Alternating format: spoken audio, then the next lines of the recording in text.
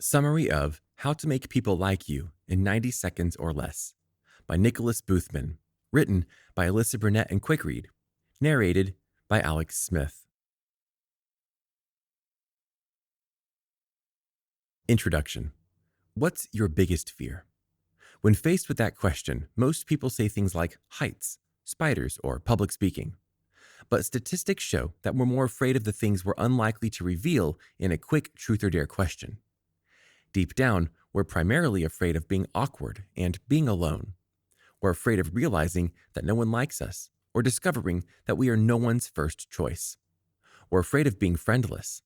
That's why, whether they admit it or not, most people are desperate to learn how to make friends and make people like them. Most of us drift through life wondering, am I doing it right? Do people really like me? What do people think when I walk into the room? These questions can fill us with so much horror and anxiety that it's often easier to avoid speaking to others at all. Even if that results in the very thing we fear, finding ourselves alone and friendless. But over the course of this summary, we're going to take an in-depth look at the necessary skills for conquering those fears and connecting with others.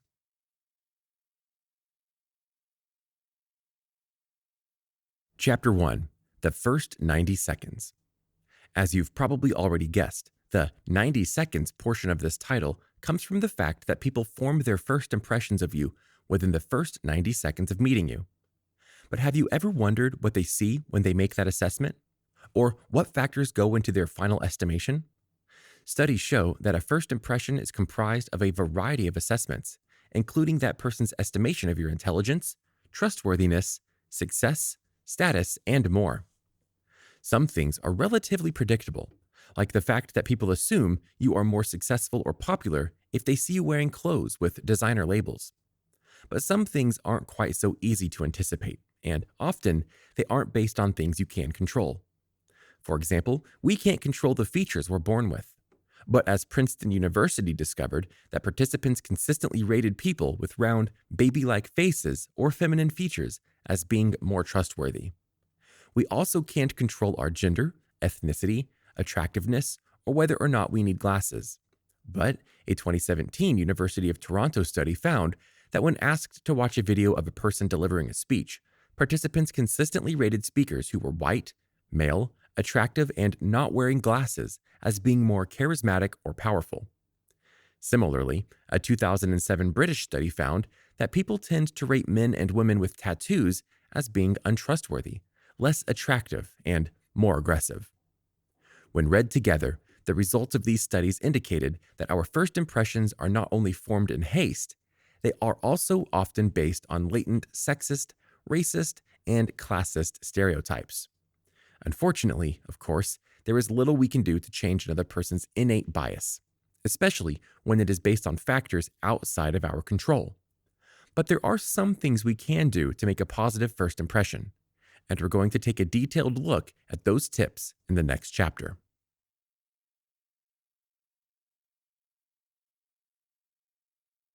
Chapter 2. Start with positive body language. Body language is often a more powerful communicator than words, especially within the first 90 seconds of meeting someone. And although we may not be able to change someone's perception of us based on our face shape or other physical qualities, we can work to ensure that our body language is sending the right message. For starters, let's consider the difference between open and closed body language. You might not be familiar with the technicalities of these categories, but the author guarantees that you know them when you see them. For example, let's say you're confronting your teenage son about the amount of time he wastes in his room playing video games. If he stands with his arms folded across his chest and rolls his eyes at everything you say, you get the message loud and clear. He's closing himself off from you and putting emotional distance between the two of you. Similarly, if you're meeting your best friend for lunch and she stands up to greet you with open arms and a big smile, you can tell that her response is open and warm. So keep these principles in mind when you're meeting someone new for the first time. Don't be like your grouchy teenager. Use your body to communicate openness. This might mean standing with your arms hanging loosely at your sides, a position that suggests you're at ease with yourself and others, and with your body turned towards the other person in an open and inviting manner. By leaning towards the other person slightly, you indicate that you're interested in them and what they have to say. This creates a friendly atmosphere and invites the other person to feel at ease in your presence. Maintaining direct eye contact is the next step. Obviously, you don't want to stare them down. Too much unblinking eye contact, and they may start to wonder if you have a creepy hidden dungeon in your basement. So instead, initiate a few seconds of direct eye contact while smiling. This says simply that you see them, and you're positive and willing to engage. And as an added bonus, this behavior will also help boost their impression of your IQ. We know that because in 2007, researchers at Loyola Marymount University conducted a study to measure the effect of eye contact on first impressions of intelligence. Nora A. Murphy, the lead researcher, described her findings as follows. Looking while speaking was a key behavior. It significantly correlated with IQ, was successfully manipulated by impression managing targets, and contributed to higher perceived intelligence ratings. Unsurprisingly, Murphy also found that wearing glasses enhanced a first impression of intelligence. So while it's not necessary to wear glasses if you don't already need them, good eye contact is a must. Keep in mind that all of these nonverbal factors set the tone before you and the other person ever speak a word. So now that you've established a positive vibe through your nonverbal communication, it's time to turn your attention to the spoken portion of your interaction. This is where a lot of people start to falter. So the most important thing to remember is, don't panic. Many people shoot themselves in the foot from the get-go because they worry that they're going to say the wrong thing. As a result, they make themselves look unnecessarily awkward. So, wherever possible, try to avoid overthinking and other anxiety-inducing behaviors. Just go for the basics. Smile, introduce yourself with a simple, "Hi, how are you?" and tell them your first name. This is an instant icebreaker that invites the other person to respond in kind. And if, like a lot of other people, you're worried about forgetting their name, you can just repeat their name immediately afterwards in a natural way, like saying, "Allison. Great to meet you, Allison." You can even compliment their name if it feels natural to you, or include an anecdote like, "Oh, my sister's name is Allison."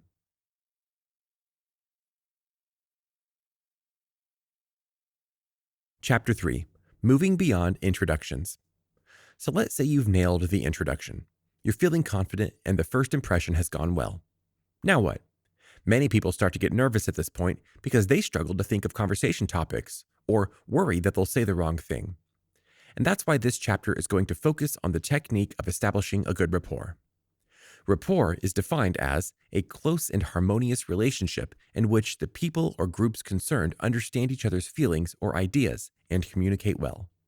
And that's exactly what you want when connecting with others, right? So how do you cultivate that? A natural rapport usually develops when you have something in common with another person. For example, let's say you meet someone new and discover that you have a mutual friend or are members at the same gym. This will give you an instant point of connection and enable you to talk freely about your shared interests. Even if you two ultimately have very little in common, you'll feel like you do, and this will facilitate a sense of kinship and pleasurable communication. But what do you do in situations where you don't have that instant in with another person? In these cases, there are other ways to build a good rapport, and they start with your attitude. Although you might think the success of the conversation is determined by your shared interests or the other person's response, the truth is that the attitude with which you approach the conversation is actually the biggest deal breaker of them all. The author describes the differences between these attitudes as being useful and useless. So let's take a look at the characteristics of each type. As you've probably already imagined, a useful attitude is the one you want to cultivate because it's a positive starting point. The key difference is that a useful attitude is characterized by your assessment of what you want out of the conversation. In other words, it's when you start the conversation by thinking, "I want to get to know this person," or "I want to make a positive impression on this person so they can help me with my customer service issue." By contrast, a useless attitude concentrates on the aspects of the scenario that you don't want. If, for example, someone gets your order wrong at McDonald's and you angrily demand to speak to the manager, you're not really thinking about how the manager feels or about anything positive that can come from the conversation. Rather, you're thinking about how angry you are that your order is wrong and how you don't want it to be wrong. And if you've ever tried this approach to interacting with someone, you already know that it's usually not very effective. In this respect, your attitude really is useless because it's unlikely to accomplish anything constructive. Instead, the most likely outcome is that you're going to yell at the manager. The manager will either respond angrily or feel hurt and attacked, and you probably won't get what you want anyways. Instead of getting your order refunded or your items replaced, it's more likely that you'll walk away empty-handed, knowing that you've needlessly ruined an innocent person's day. So what alternative course of action can you take? And what can you do when the other person really does deserve to be yelled at? Well, obviously, even if someone deserves it, being unkind and confrontational isn't the best course of action. So no matter how justified your anger is, try to approach each interaction with a useful attitude. Even in moments of conflict, you can adjust your attitude by thinking about what you want from the conversation. So, for example, in the case of the McDonald's snafu, you can transition from thinking, I don't want my order to be wrong, to I want someone to help me make it right. This will enable you to adjust your perspective and speak calmly and kindly to someone who can help. After all, we all know that people are more likely to help you if you're nice to them. So just try the nice approach instead. You can also use the body language tips we've discussed in the previous chapters to help.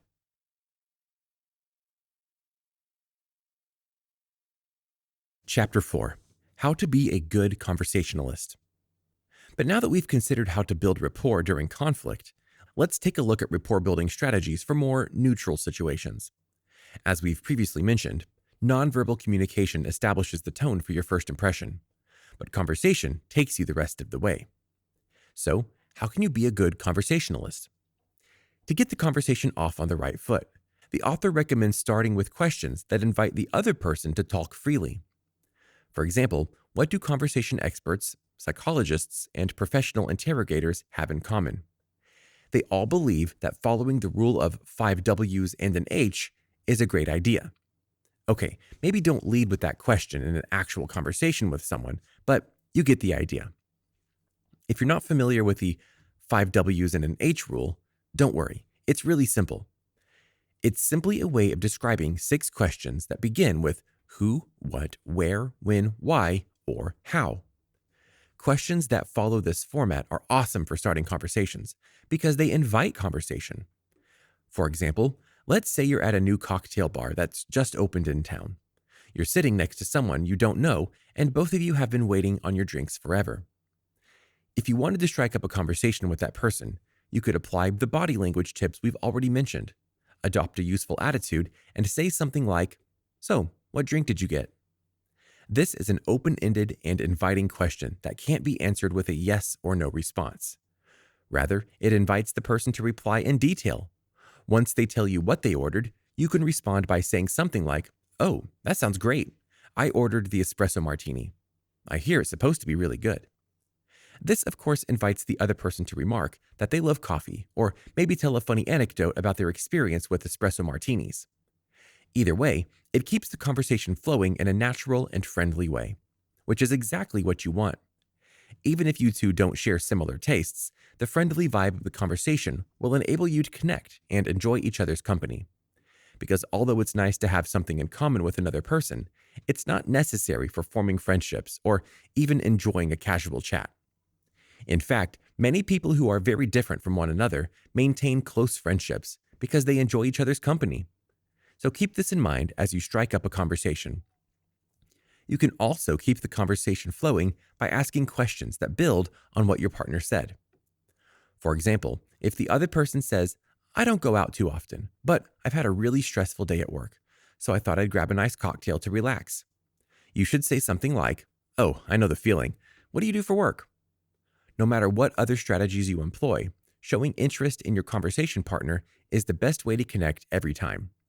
It's also guaranteed to help the other person form a positive impression of you because everyone likes it when people are nice to them and interested in what they have to say. Final summary. The pressure to make a good first impression can make us feel awkward and scared. We all want to make friends and to make people like us, but many of us feel as though we don't know how. Fortunately, however, you don't have to flounder throughout life in confusion. By practicing open body language and displaying positive nonverbal cues, you can put forth a positive impression in the first 90 seconds of meeting someone. But once that first 90 seconds is up, remember to keep the conversation flowing by starting with a friendly introduction, remembering someone's name, and asking open-ended questions that show you're interested in what they have to say.